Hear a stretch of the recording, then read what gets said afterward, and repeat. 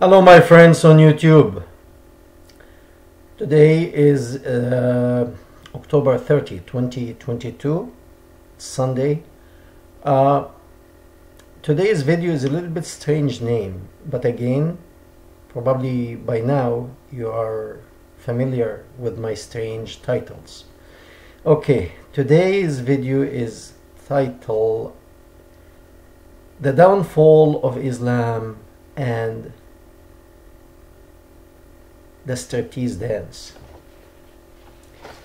Okay, what does that have to do with that? We'll talk. In the beginning, I would like to speak to those people, especially those who are commenting in the Arabic section. They are defending the thoughts or the ideology that it came to us 1400 years ago. They are defending the founder of this ideology without thinking. I suggest, please think, don't just blindly defend. And instead of defending, tell me, what did I say wrong? That will be a lot better. Like, if I said something that it's a lie, let's say I said there is a verse, it says, kill the infidels. If that verse does not exist, tell me. And I'll check again. It's either I bring it to you to see, or I will apologize to you. So if I did something, if I said something that it's not existing, I'm talking about facts, things that I see with my eyes, I read, I studied, I saw it, or it happened in the past and I saw it with my eyes. So before you just start to defend and accuse and attack, and sometimes anyway, there is no need for that. Okay. For those who says to me, you're wrong, because that's okay. You can tell me I'm wrong. And Islam is spreading all over the world. In a way, yes, you are correct. Okay, I'm going to give you an example of something that it's happening today in Australia, in Britain, in Germany, and France, and many other countries, Western countries. Okay, I know of two cases. One is in the UK, one in Australia, but that does not mean that it's one. It's one because actually the media got the attention and they spoke about it. However, it exists in many places. Many of these people who leave these countries migrate for safety and freedom in different countries. So they go to Australia, they go to Britain, they go to United States, and so on and so forth. They go and they become like burden on the system. Why? They don't want to work. Why? Because the system offers free money. It's wrong, actually. I really feel this can bring the countries down, whether it's the United States, the European countries, Australia, because you are putting stress on tax-paying people. And you take their taxes and you give it to these people to vote for you. I don't want to talk about politics now, but this is up to the people of this country that they have to stand up and say enough.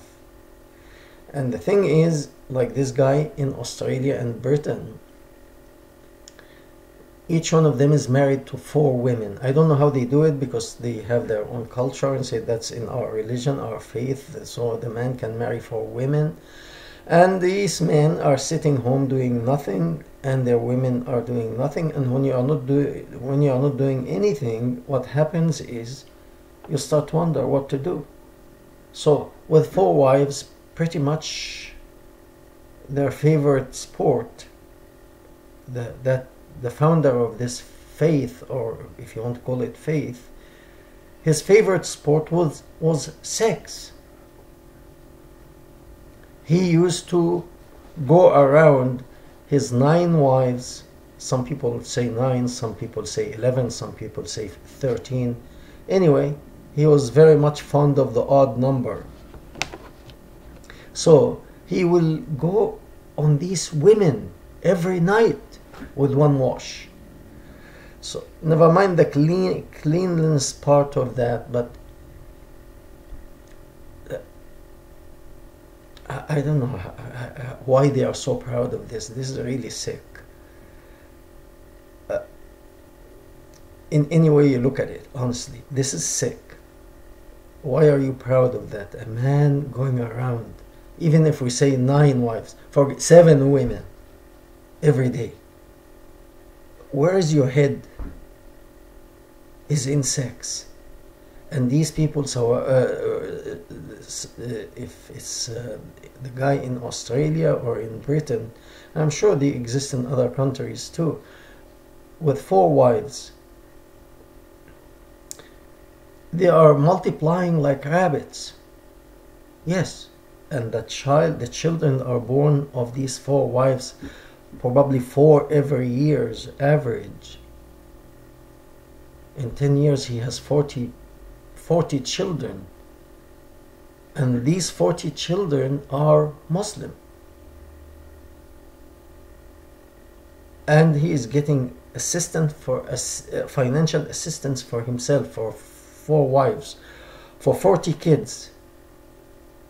They go to school, the government is paying for the school, for their lunch, for their transportation. Yes, in that manner, yes, Islam is spreading. And those who actually, if you see, sometimes they convince a man or a woman to become Muslim, and this guy, he doesn't know anything. Somebody invited him into the mosque, and most of these people, unfortunately, they don't know much. I'm sorry, but no. Anyway, they give him a book of the teaching, the Quran, and he doesn't know if it's to be held this way or this way, or he doesn't know. And they tell him to repeat a couple of words. He repeats, and now you're a Muslim. And Islam added 1 person. And if this guy is a robber or a thief, he goes and practice whatever he's doing. Islam didn't do anything to him to improve his lifestyle, to make him a better person. Anyway, so these people, yes, they are there. I agree. But you never find a decent man who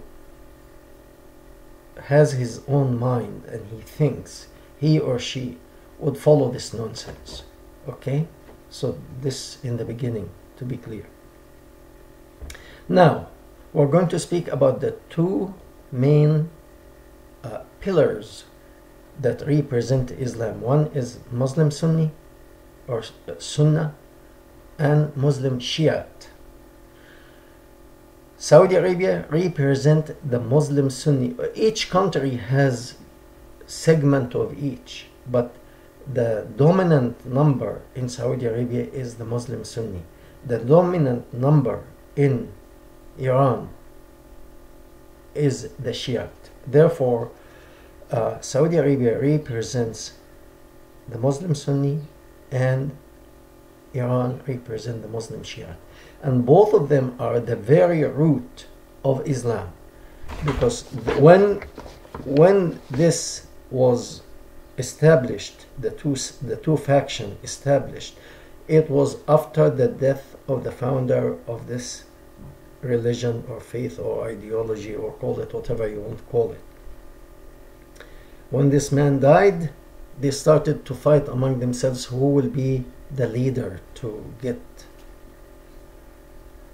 okay, the mullah, okay. So that is situation, and there's a lot happening in these two nations that they represent the ideology.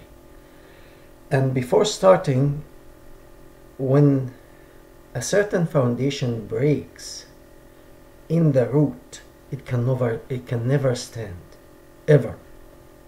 I'm going to give you a couple of examples. In 1992, I was visiting the state of Oregon and I was visiting Portland, Oregon in the United States, and over there I saw a group of people. Their leader was coming from India, a guru. His name was Bhagwan Rajneesh, for those who remember him or know about him. Bhagwan Rajneesh was a guru who I spoke with his people on the street of Oregon to see what they are saying or doing. Practically, they believe in free sex. And the more you practice free sex, the more spiritual or more holy you become. I didn't like that, and I didn't pay attention to that. But a little bit later, I can't remember, probably 1987, around this time, the government of the United States wanted to get rid of this man. So they found something, because in America and all the advanced countries, free countries, you can teach whatever you want to teach. You can say you can believe whatever you want to believe. So as long as he is not harming anyone, he's okay to believe or talk about his belief. So here,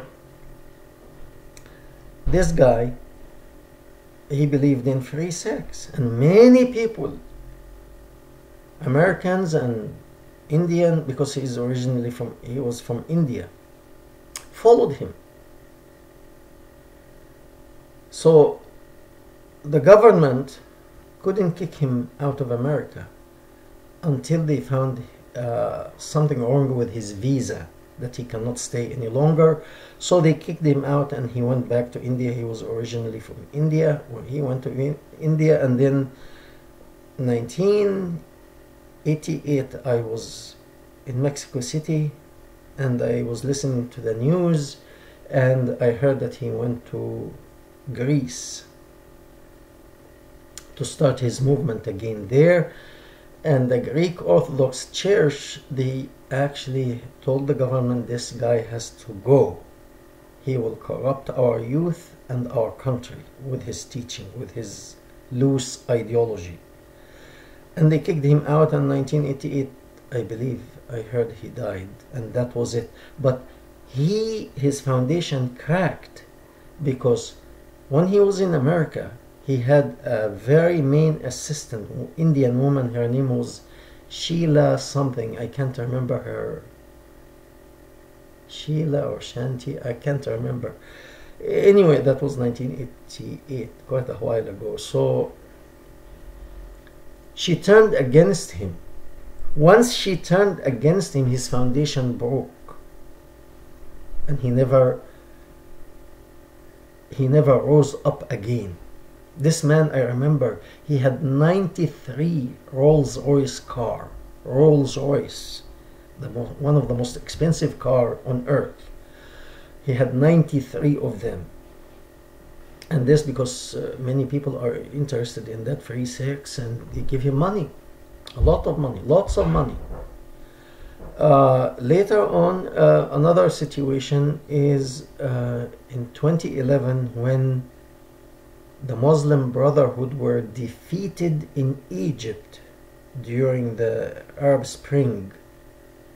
And I predicted that, because the Muslim Brotherhood started in Egypt 1924, and they were defeated in Egypt. Their foundation broke, and they will never rise again. And I said that before, and I keep repeating that, even though they still have many members all over the world, they are done.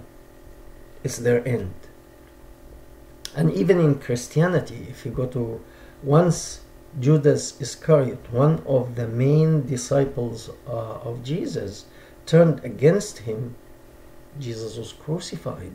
However, there is exception in Jesus' foundation, because it was really, in a way you could say, altruistic and clean teaching, to teach to love your neighbor, to help your neighbor, to if you look at if a man looks at a woman with impure eyes, is the same as if he had committed adultery with her. And that can go also for the woman. If a woman looks lustfully to a man because of his beautiful physique, she also committed sin or adultery. His teaching is different, and that's why Christianity continued. But in all other cases, if the foundation cracks in the beginning, in the base, that's it. I'm saying that because I can see that the foundation of the two ideologies, whether it's Sunni or Shia, they are both cracking. Iran has non-stop violence now, and the women, and I actually congratulate the women that they are standing up. They are taking charge, and this is what's happening. And the government started to use live ammunition to try to control the situation, and with that even they still cannot. And hopefully that will keep going until one branch of this ideology collapse. Now we go to Saudi Arabia and the dance, the striptease dance. I'm going to put you that video that from BBC about striptease. Of course they are not saying it's striptease, but it is. And you'll see the woman talking. Of course when she's talking she is still wearing that cover and only her eyes show, but she is practically saying we were not allowed to do that before. And when she's training people, and it's a business now, and getting them to dance. And by the way, that does not mean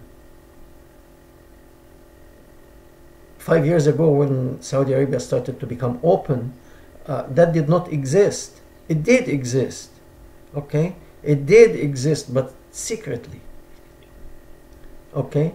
Alcohol you are not permitted to have alcohol in Saudi Arabia. You go each house, they have like thousands of bottles of alcohol, okay? So it's not because the government doesn't permit it because of the faith or the religion that it doesn't exist. It does, okay? Saudi Arabia had an institute called Hayat al-Amr bil-Ma'ruf wa Nahy al-Munkar. It translates like a ministry of virtue and stopping sin or stopping corruption, something to that effect. And in Iran also they have a government institute called Wazarat al-Akhlaq. It's like the Ministry of Virtue. I don't know how can these people are you fooling yourself? How can you force people to be virtuous? This comes from within. Okay, like for example, if you see a person in need, there is no law. It says that when you see a person falling on the street, a person fell, I'm not obligated to help him or her to stand up, but out of my own virtue I try to help that person to stand or assist him with something if he is injured. But there's no law can tell me I have to be virtuous. I could turn my back and keep going doing whatever I want to do. Okay, so but to have a ministry to force people to be virtuous, you are fooling yourself. I'm sorry. And the thing here, the Crown Prince of Saudi Arabia came to the recognition, internal recognition, that he is born in Saudi Arabia, he knows Saudi Arabia, he knows the Saudi people, he knows what's going on. So why should I tell people you shouldn't drink alcohol if I know I will not stop them? It's better accept the fact and leave it open. Why should I stop people having adulterous?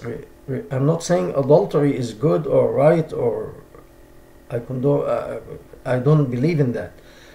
But if my neighbor is committing adultery, what does that have to do with me?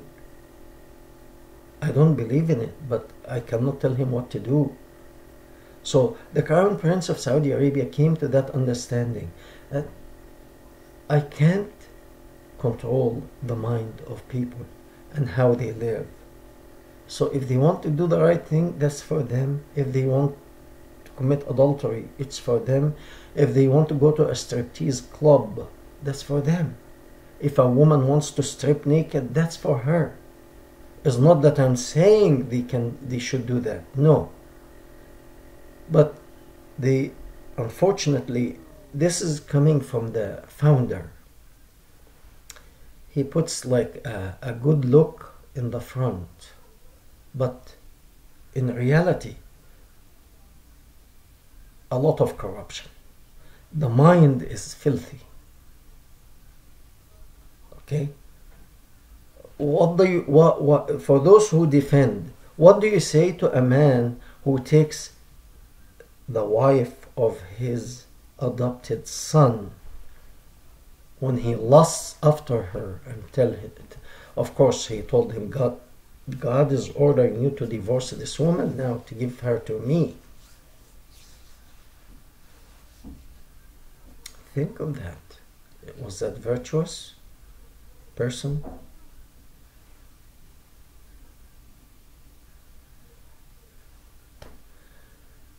There are more, but actually I can't talk. It's too long. I don't make the video very long. Thank you very much. We hope to hear from you.